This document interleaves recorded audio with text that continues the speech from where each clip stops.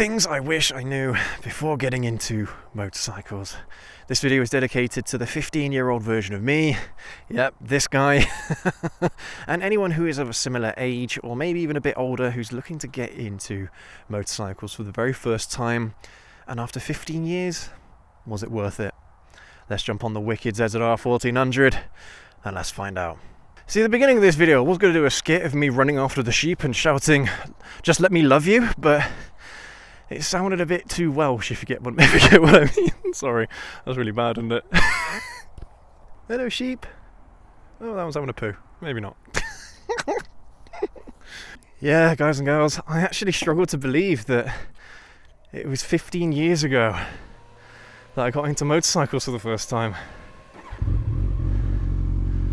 Absolutely crazy. I didn't get into motorcycles when I was 16. I got into motorcycles when I was 17, but when you're 16, you can only ride a scooter.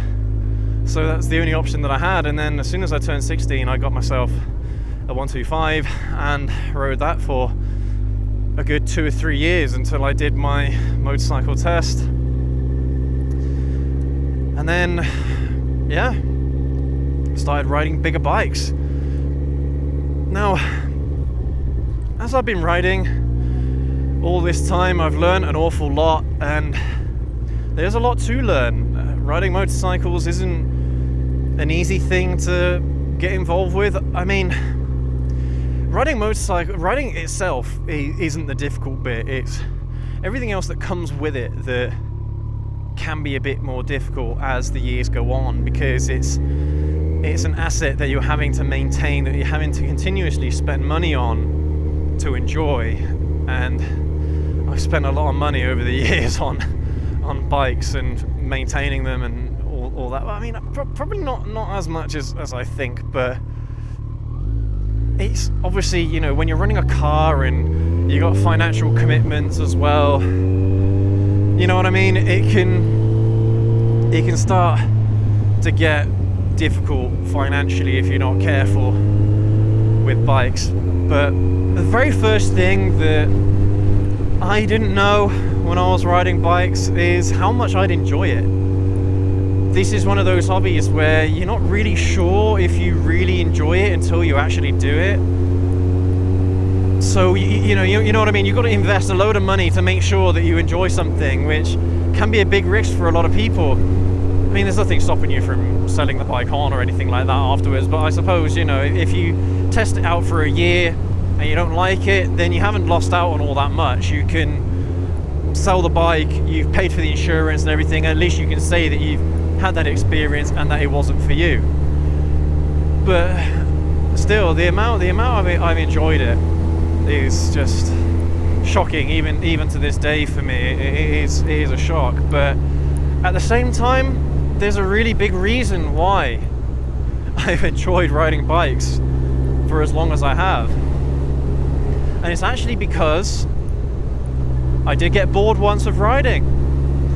And I got bored because I was riding the same motorcycle for about 8 years. I rode the same bike, the ER6, Kawasaki ER6, which is now the Ninja 650. I rode that bike for 8 years. And 2 of those years, or 1.5 of those years, I stopped riding because I got bored.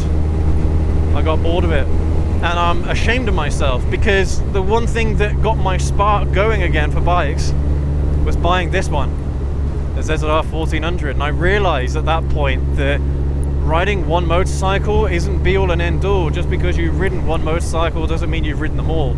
And the amount of varied experiences that you can get on different types of bikes, different manufacturer bikes, the better. You know, the more you're going to enjoy it. And I think that for me is perhaps the biggest message that I've got to anyone who is looking to get involved in motorcycles, no matter what age you are. If you get involved in it and you ride a bike for 3 years, try and get yourself a different one so the experience doesn't go stale. Because it's like anything, unfortunately, you've got to keep on making things interesting for you. You can't just go through the motions and expect yourself to continue enjoying that hobby. You've got to do different things to make it more enjoyable, to make it more interesting, to give you more to think about. And riding different bikes is a really good way of facilitating that. So I'd heavily recommend that anyone getting into motorcycles now, 3 or 4 years down the line, get yourself something different. Try out something else and keep turning over bikes every 3 years. Trust me, your love for riding will not go away if you keep it up. Keep up changing bikes over. And go ahead, do track days, go ahead and do like demo days where you get an opportunity to ride the new bikes of the season, the new bikes of the year, things like that. Honestly, yeah, you won't regret doing it. Now, cost-wise, this is one of the things that I don't regret either. As much as the investment is for getting into motorcycles, for me it's still worth it, 100%. I haven't had an experience with a motorcycle that made me think, why the hell am I paying for this? You know? Even when I've had instances where I've dropped my bike or something like that, I never once thought that, wow, okay, I made a mistake here. No, for me it was worth it. Every penny I've spent on motorcycles has been absolutely worth it, especially these days where now that I'm making content around motorcycles, they're paying for themselves. For the past year and a half, these bikes have been paying for themselves, which is just astonishing, absolutely astonishing for me. The ZX-9R, we paid outright through money that we've earned from YouTube. These bikes now, every single month, these bikes are being paid for by the income that we make from YouTube. It's just insane. But even if we didn't have that income coming in, it would still be worth it to me. I still would be buying the same bikes. I think, I mean, the ZX-9 might be a bad example, but I've always wanted to be a multi-bike owner, and as soon as I got the opportunity to do it, I jumped at the chance.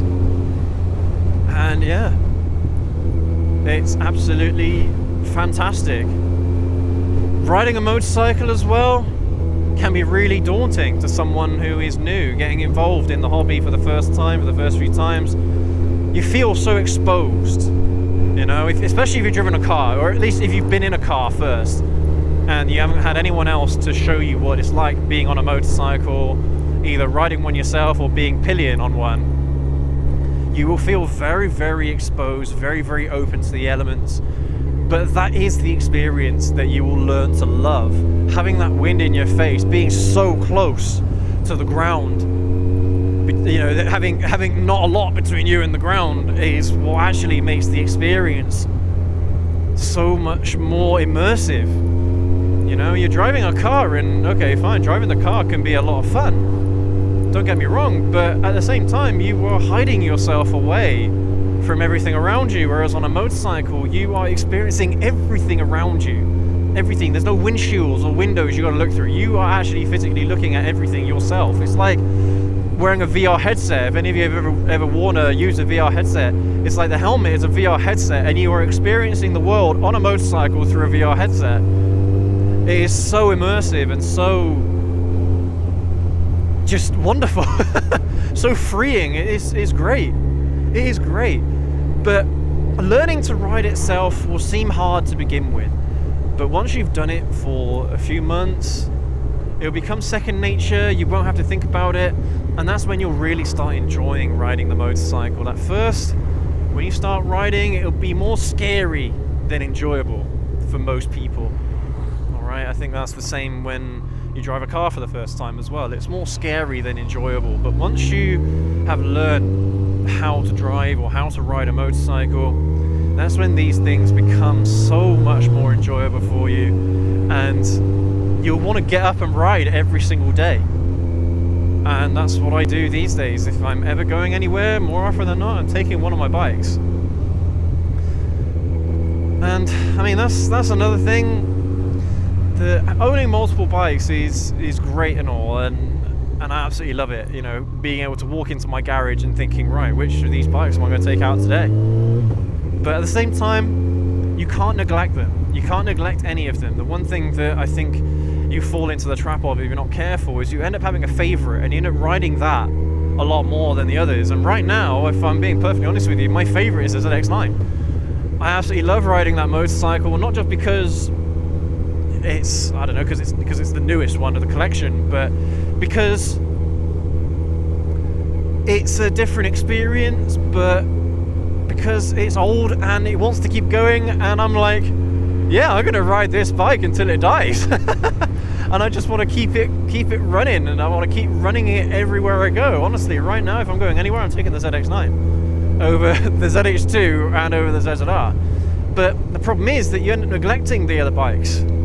So that's one of the things that you really need to try and do, is every week ride a different bike. If you're going to own multiple motorcycles, ride a different one every week, or even every day. If you have that option, ride a different bike every day. But every week, at least swap your bikes over once a week, the ones that you ride, especially if you've got a garage where you haven't got a choice but to ride one bike at a time, and you can't get any of them out at any one time. You've got to move them around to get the one you want out, then rotate them once a week. That's probably the easiest thing to do.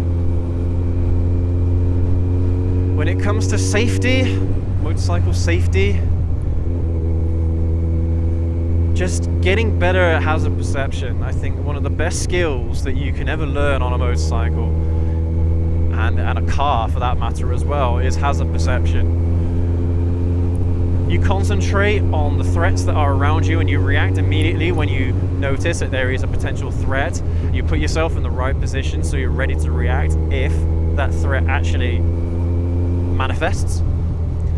Hazard perception is one of those things that isn't underrated, I don't think, but overlooked. I mean, the only time really when you look at hazard perception here in the UK is in your theory tests, and that's it. And even that might have changed now, I'm not sure, but the only hazard perception you really get exposed to is your theory test, and that's one of the things that you should be being aware of every single day you ride. The problem is with hazard perception as well is that the only way you're going to get better at it is by riding, is with experience. Experience counts for an awful lot on a motorcycle, in my opinion. And just because you pass your test doesn't make you an expert rider overnight. It's something you've actually got to work on for years and years and years to be competent, to be fully competent in your abilities. I think everyone goes through that stage of riding motorcycles where they think they're an expert within a year or two, and then something happens, like they make a mistake, and they think to themselves, "Wow, how else could I have done that to not have that same result, to have a different result?" And a lot of the time, you won't know until you're actually there, and you think, "Well, that's what I got to do." Person's doing, but it should be my path. And you've got to learn these things. You've got to get more experience in how the motorcycle feels under particular circumstances. Once you get to that point where you're confident in your abilities to ride the bike, and you know how the motorcycle is going to react in a particular situation, that is when you're going to be most at home on a bike.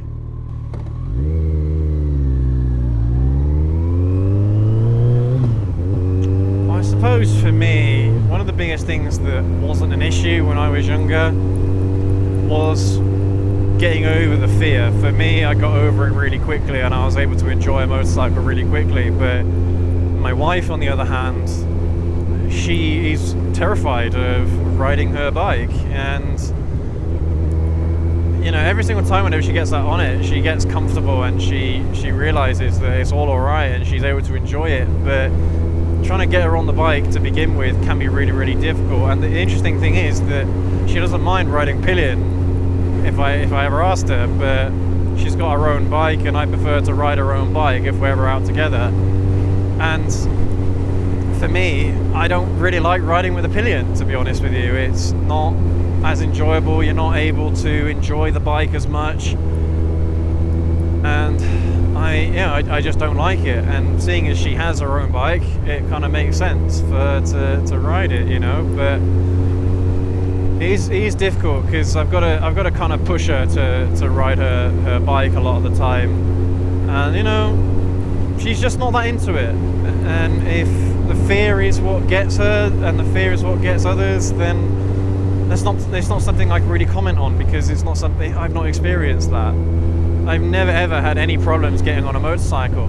Even when I bought this bike for the first time, and bearing in mind I went from a 650 parallel twin to this 1441cc inline 4 monster, it's a massive jump.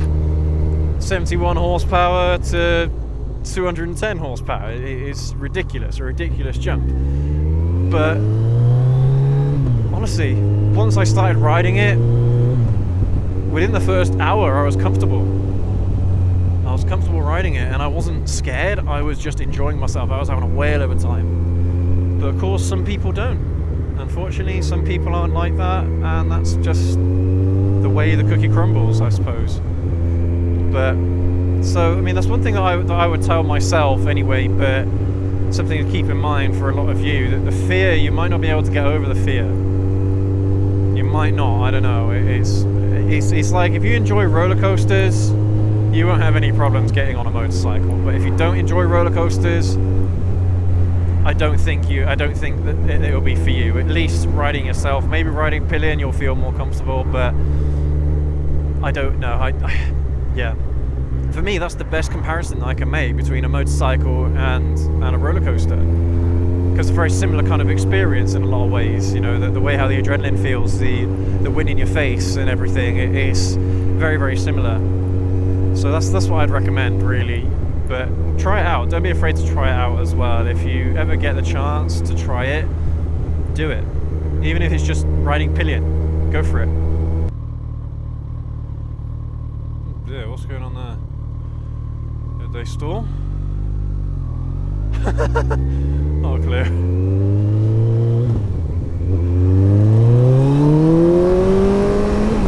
Horsepower, baby!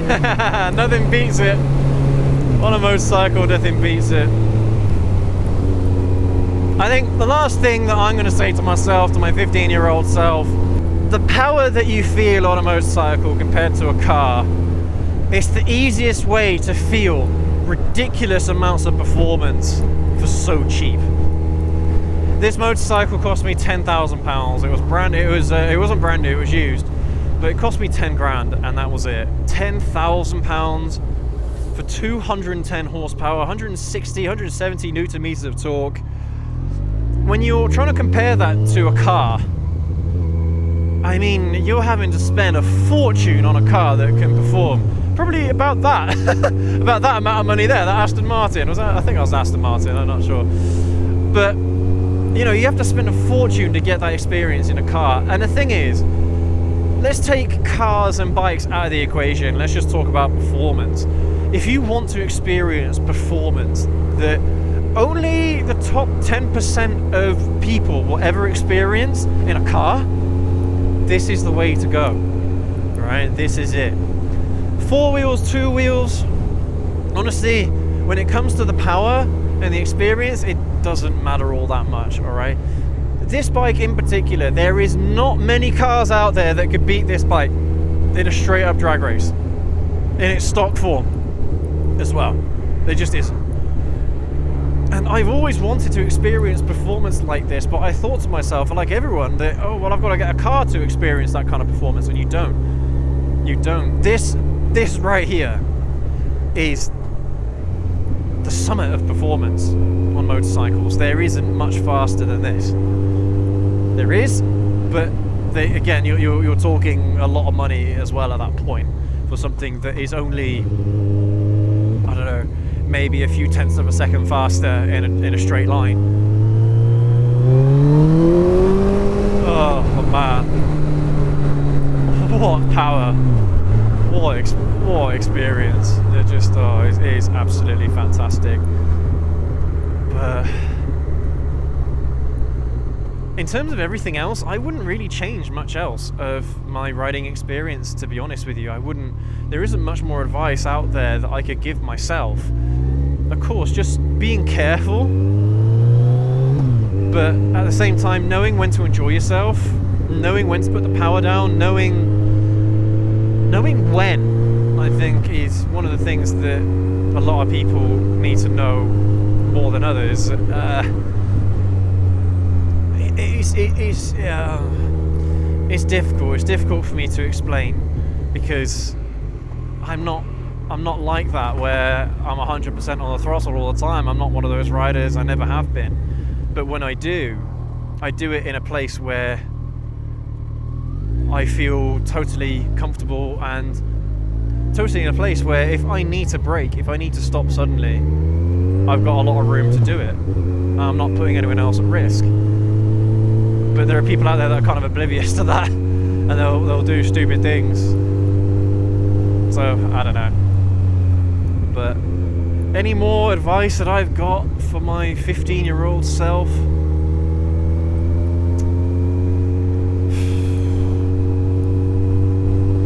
I don't know. Experience is the only thing that I could say, is that you will get better with experience. You will get better over time. You will make mistakes and you will make regrettable errors. You'll be like, why the hell did I do that? I didn't need to do that. Why the hell did I do that? Or why couldn't I put the bike in a better place? And honestly, you only learn through experience. So I wouldn't take those experiences away, because that's how I've become the rider I am today. Is through those bad experiences, dropping the bike, braking badly, going around corners badly, going too fast around corners. Things like that are what made me the rider I am, or what made me cautious, about what made me everything I am today. And one of the things that I do wish I did sooner is start off a YouTube channel sooner.